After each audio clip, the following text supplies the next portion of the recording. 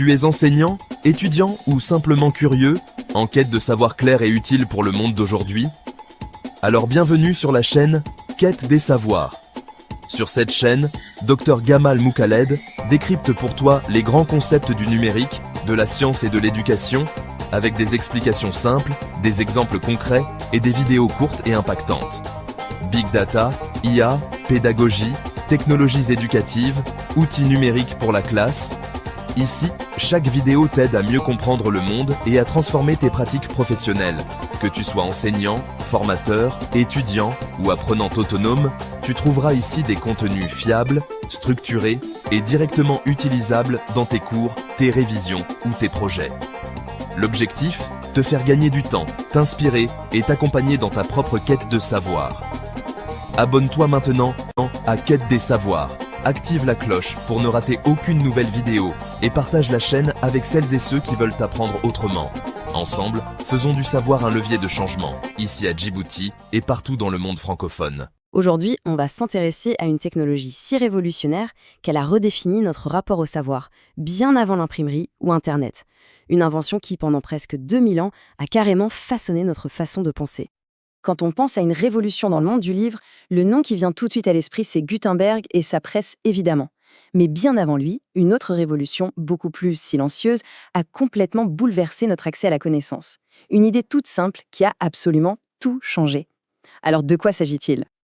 Et la voilà, la réponse. Ce n'est pas juste un livre, c'est l'invention qu'il y a derrière, le codex. Et pour vraiment saisir à quel point c'est une invention capitale, il faut faire un petit bond en arrière et voir ce qu'il y avait avant. Avant que le livre tel qu'on le connaît ne devienne la norme, eh bien le savoir était conservé sous une forme bien différente qui a régné sur le monde antique pendant des milliers d'années. À l'époque, le support roi, c'était le volumen, autrement dit le rouleau. Il faut s'imaginer de longues, très longues bandes de papyrus qui pouvaient faire des dizaines de mètres et qui étaient enroulées autour d'un bâton. C'était le format de la littérature, de la philosophie, des archives tout autour de la Méditerranée, de l'Égypte ancienne jusqu'à Rome. Le truc avec un rouleau, c'est que la lecture est totalement linéaire, séquentielle. On ne peut pas feuilleter, c'est impossible. Pour trouver une information précise, il fallait tout dérouler, parfois des mètres et des mètres de papyrus, et ensuite tout réenrouler.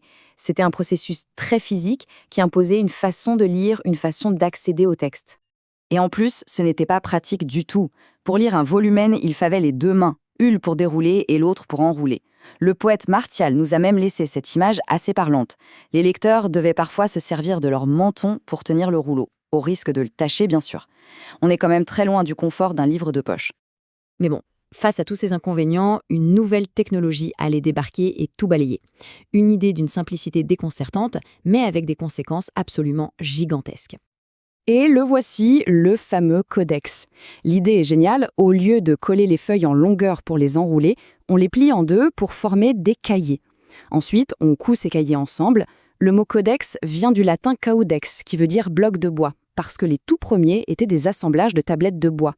C'est tout simplement la naissance du livre. Alors attention, le passage du rouleau au codex, ça ne s'est pas fait en un jour. Ça a été une vraie bataille entre deux technologies, une transition qui s'est étalée sur plusieurs siècles. Et franchement, la supériorité technique du codex était juste évidente. D'abord, il permet un accès aléatoire à l'info. On peut sauter directement à une page précise, fini de tout dérouler.